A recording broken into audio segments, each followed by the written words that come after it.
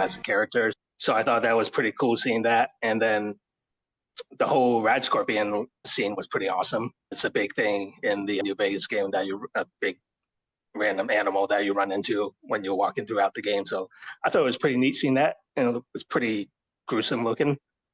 So Dan may have noticed that we just started recording. My songs know what you did in the dark. Good God. I can really clear us through that first part pretty quick, but yeah, we do got to backtrack a little bit, Tom. Sorry, I suck at life. So supposed to catch him on that. This is only the fault. Third time in history that's happened, and the only time I've been sober when it's happened. Welcome to this episode of the Prestige-ish Media Podcast. I'm your host, Craig Lake, and with me are our two favorite Commonwealth members, Dan McNair and Tom Chan. Tom, how are you today? I am peachy. How are you? I am still peachy. Dan, how's it going this evening? Oh, sassy as it ever was, I'll tell you that. Dan, quick initial thoughts and a rating on this episode. I gave it a 6.8. It was a rough watch for me. Tom, rating from you and initial thoughts. I'll give it a 7. Thought it was interesting pushing the Fallout lore and the story along, so I'll give it a 7. Cool. And I'm giving this a 6.9, so I'm right in the middle. We did not plan that, but we have recorded this part of the podcast before as we are on take 2 to a recording mishap. I'm not going to name names or say what happened. When? It was him. This open of Shady Sands, I generally like because we do get some background on Maximus and his dad, kind of setting maybe some sort of formal moral compass for Maximus. We get them putting him in the fridge. I think it's a little Superman-esque, putting Superman in the rocket or Kal-El and sending him off. And in general, for me, this was actually one of the high points. Dan, your thoughts on the open? I didn't feel that it really extrapolated much from what I already knew from season 1 in Max's backstory. It showed it in a little bit more depth, but I don't think any of these people are characters that are going to turn up in the modern timeline. So it didn't do as much for me as it did for you. Chan, your thoughts, and maybe you could cover the NPCs or any of that other lore-y game type stuff for us. I thought it was pretty interesting, just showing off how good the neighborhood of Shady Sands was doing. And I guess it reinforces that Hank was a bad guy all along. The guy walking with the cart into the town when he was just saying petroleum the Mojave makes me want a nuclear winter is like a big saying in the New Vegas game. When you just walk by NPCs in the NCR town, they would just randomly say something like that. So pretty cool seeing that. He was the one carrying the bomb in, correct? Yeah. And he had the controlling thing on his neck. Okay. So it shows it was. I guess Hank was working on it way back then. He had some degree of control over him then, you would think. Yeah. But he was just kind of tripping out at the end, it seemed anyway. Yeah, and for me, the only other cool thing was we got a little bit of a young Lucy and Hank McClane thing from afar, so we got kind of the introduction there. We go to the Maximus stuff, which involves them like recovering this cassette of sorts that powers these wind turbines at Area 51. We get the return of Dane and Elder Cleric Quintus. This is notoriously not my favorite part of the show. I think that it just does not do a lot for me here. What are your thoughts on Maximus and this kind of part of it, Tom? This is pretty neat, showing off Area 51. That's not part of the game, Area 51, so you do maybe run into aliens, but see what they do with the Area 51 place. But other than that, yeah, I mean, I didn't really think too much of that part of the whole dynamic. Dan, what about on your side? The Brotherhood doesn't do a lot for me. I think there's a potential for the story because it seems like the Elder Cleric is all about power. Now they have this cold fusion type thing from season 1 available to them. And I think they kind of teased the Council of the Brotherhood or whatever is coming up. So I thought we might get some interesting other factions. So it gave me hope. I don't know that they landed it later in the episode, though. Yeah, and to your point on the previously recorded podcast or recorded podcast, Area 51 kind of being a marker for how close or far out of Vegas we are. And then later on in the episode, we do get some other geography points from some of the other leaders of the different Brotherhood factions. So I thought later on, like just some of the locational stuff is at least additional context. We get the song Lazy Day Blues with Lucy and the Ghoul. We get like a water, were you always this rude type of thing. She starts explaining Charles Dickens to him, and I did think like we got that back end of the story where she was like, by the third ghost, he was pretty much cured. I thought that was a good summary of the Christmas Carol, and then with us kind of being right around Christmas, I thought that was well timed. He said before where I was just like, you stupid. So we have her helping this tunic. We get scorpions, which I kind of remember from the Fallout Shelter game. We get a little stim pack controversy where Lucy decides to help the tunic because the ghoul is a little bit more durable. He'll be fine. What was your take on this scene, Dan? I like one of the things that I do like about the Fallout universe is they're kind of winking at our future by making fun of our present. So the place where they find this tunic, I don't know if you like saw the sign, but it's Affordable L's Discount Hospital.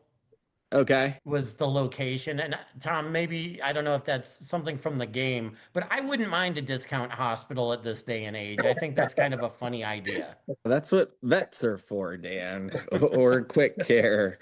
Tom, your thoughts? Dr. Nick's hospital. Yeah. I thought it was a pretty interesting part of the show in connection with the game. I don't know about was it Big Al's? Yeah. Affordable Al. Affordable Al, sorry. Yeah, I don't know if that's part of the game at all, but I thought it represented the whole choices portion of the game with Lucy saying, "Oh, we got to help," and it goes, "No."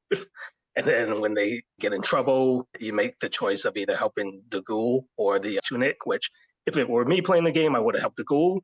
But I thought it was pretty cool seeing a rat scorpion, which is a pretty big animal that you run into a lot in the game. So it was pretty neat seeing that in the show. And I liked how they had the little scorpions running around, but then you get like the big red scorpion, and like eating it was pretty cool. But one part of their dialogue is basically the episode title. Don't they harken back to the whole golden rule thing? And that was another one of those things like the Maximus backstory where I'm like, I saw all this last season. Yeah, I think it was just kind of a slight redux on that, I guess. Old size Queen Dan caring about the size of the stinger here. But I do think it's kind of fun. As mentioned, Tom's played the game. Me and Dan have only played Fallout Shelter, but there's a lot of little things, even just from what I know of Fallout Shelter, that we see. So I think filling out that universe, like you said, Tom, has been kind of interesting. We end up in the Buds Vault 31. Norm has put the brain Roomba in a trash can or something upside down. And he's basically telling these people that have been thawed that they're all going to die if they don't figure a way out of there. He eventually says he's taken over the program, I guess, or he's their leader. What did you make of this, Dan? Was this at all interesting to you? I mean, I guess this was the biggest cliffhanger part of the last episode was Norm hitting the switch. And I mean, Norm's not a character I'm crazy about. He might have a moment here or there, but I think you eloquently described him as rat-faced in our previous coverage of season one. I don't really know any of these trainees or people. None of them really jump off the page at me. They all seem kind of whiny and stuff like that. So it's a little bit chaotic at first. And I don't know that we get that far in this storyline. There's so many disconnected elements of this episode that at some point they'll come together, and I'm hoping for a huge payoff. But right now, it's just okay, moving along. Yeah, and I think once again in the pre-recorded segment, like I kind of mentioned that there might just be too many storylines going on. Like it might benefit from a little more focus. And this was actually a problem. And I think it was I don't know if it was season one that I said this of Rings of Power, but it was like, it seemed like in the second, they quit jumping around as much in the second season. Like the first season, they were giving you too many different blocks in one episode. And then maybe the second season, I think, is when they tried like listening to maybe some of that feedback. They tried to go a little bit longer in some of those stretches. And I think there's just some of this stuff is not rewarding enough as it is. And then they're not spending enough time in it if it's going to be rewarding. I will say that I don't think Claudia was too bad of the people in Vault 31. She can get a second pass. Tom, your thoughts on Vault 31 this episode? I wouldn't say that I'm too invested in that part, but I thought it was interesting where Norm was making the speech somewhat to try to get everybody in line, was kind of like a speech test that you do in a game. So I thought that was pretty neat of him trying to do that and then it working because these people are dumb. Now, weren't they like Bud's employees or something like that? Yeah, these were all the like management and training candidates. Because they kept asking where's Bud and all that. Yeah, where I think this is kind of interesting. The concept of Norm, who's maybe this weaker character with these team of maybe a little dense, but enthusiastic workers. It does remind me about Fallout Shelter again, where you've got all these like people you're trying to corral into the different rooms and give them their jobs. And so I think the concept of Norm having this mini ant army at his disposal is more interesting than Norm by himself. Dan, any thoughts there? Just that Claudia is no Uma Thurman.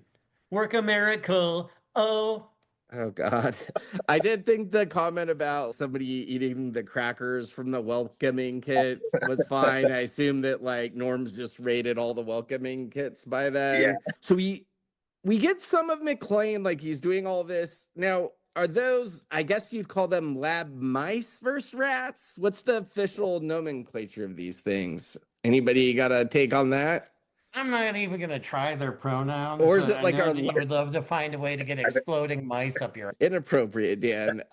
Maybe lab rats, I don't know. But Dan, more of a gerbil man himself. But I thought it's funny, like we see the continuation of McClane yo-yoing his way like back and forth as he's driving in Dr. Evil's underground lair on his golf cart. By the way. What's that? He's a bad yo-yoer. Not that I'm an expert, but what he did. Yo hate being thrown around loosely on this podcast. Yeah, so I guess we could cover McClane in these two sections now. Like first we see him testing the rats. He just keeps blowing rats up. To me, it looked weird because it really did look like he was getting Huey'd on his face, but it was just the plexiglass, I'm pretty sure. But the way they filmed it kept making it look like he had rat on his face. And then eventually he moves on to a human, but really to the same results. Any take on what McClane's doing here, Dan? This just all dragged out a little bit long. Like we get the idea, but I think there were like 8 mice that we went back and forth and through this whole thing for. I get the idea. Lucy should have just given her a mice and men summary. Tom, your thoughts? Yeah, I mean, just doing like a couple of mice and then the human just reinforces of what he's trying to do. But yeah, really nothing much with this scene. Yeah, it may have been a few too many mice. I will agree with that. I thought like, why don't you give them all at once or something like that? But they were very clear not to harm any mice during this because you never saw them blow up. You just always saw the splatter effect. Yeah. Now, didn't you say if you get more than one mice in there at a time, it's a problem, Dan? Don't they start fighting or something? Isn't that the advice you gave me growing up? You were doing it with the rats, so I don't know who's worried about the mice at that point. So back to Area 51, the soldiers or the Brotherhood was not impressed by the alien, but they were impressed by a real icebox. That was kind of interesting. Go ahead. I'm just saying when they saw the ice, they were like, dude, a real icebox. Yeah. And that's kind of more of an East Coast thing as well. Are these East or Midwest thing? Are these Midwest Brotherhooders? They take out that old fancy car, blow that up. We learn a little bit more about cold fusion. We see Maximus and his young aspirant, this person he's training. It does seem to be that he's making some sort of honest effort with his squire of sorts, although they call them a young aspirant this time. I don't know if squire's inappropriate terminology in 2026 now. Dan's thoughts on the young aspirant? Again, didn't jump off the screen at me. We get it that Maximus is trying to be the most moral of all of these just doofuses in the Brotherhood. Like, we got the impression that they were kind of mouth breathers last season, but they really go over the top in this montage. Agreed. Tom, anything from you there? Yeah, I thought it was interesting what they portrayed this section of the Brotherhood being like a bunch of like meatheads, because from what I played in the game, like for every Brotherhood that I ran into, they were more like military discipline. So it's interesting to see them like doing like all these matches against each other like that. It was like, I wonder what that's all about. And then you have the leaders watching on, and they're not cheering; they're just watching them. Like, yep, this is how it's supposed to be. As I thought that was interesting how they portrayed that. Yeah, so we got the leaders of the Grand Canyon, Coronado, Yosemite, among others. That might be Dan's Brotherhood. That's my constituency out here. We find out that they didn't tell I guess they did, the Brotherhood didn't tell the Commonwealth. What's the difference between the Brotherhood and the Commonwealth, Tom? Commonwealth is the East Coast. Okay, Commonwealth so it's like the Brotherhood of the East Coast, basically. Yeah. Well, Yeah, don't they that's talk where about like taxation without representation and almost, it seems very much like overthrow the government type vibes going on here. Yeah, and that was like one of those specifically, though. They seem to play more, I don't know if I want to say redneck than normal, it but seemed like they were like the Grand Canyon guy has his own like jurisdiction, so he doesn't really care about this, and they seem to play him maybe a little dumber than the others, but they don't do most of them any favors.